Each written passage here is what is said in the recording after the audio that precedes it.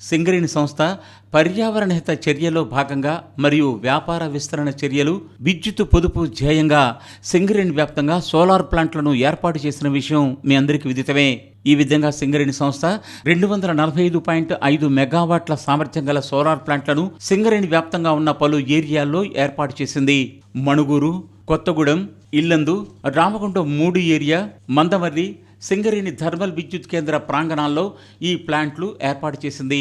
మొదటి నుంచి ఈ సోలార్ ప్లాంట్లు సమర్థంగా పనిచేస్తూ విద్యుత్తును ఉత్పత్తి చేస్తున్నాయి.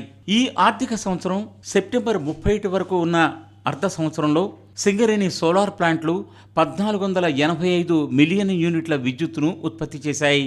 కాగా 1455 మిలియన్ యూనిట్ల విద్యుత్తును గ్రిడ్కు అనుసంధానం చేయడం జరిగింది. సింగరేణి సోలార్ ప్లాంట్ల వల్ల సింగరేణి సంస్థ రాష్ట్ర ప్రభుత్వ జెన్కోకు చెల్లించాల్సిన కరెంటు బిల్లుల్లో 98.14 కోట్ల రూపాయల ఆదాను చేకూర్చడం జరిగింది.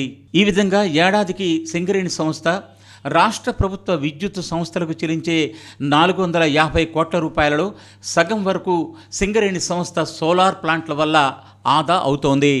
ఈ నేపథ్యంలో సింగరేణి సంస్థ మరిన్ని ప్లాంట్లను సింగరేణి ప్రాంతంలోనూ అలాగే రాష్ట్రంలోని భారీ జలాశయాలపైన కూడా నిర్మించాలని యోచిస్తోంది.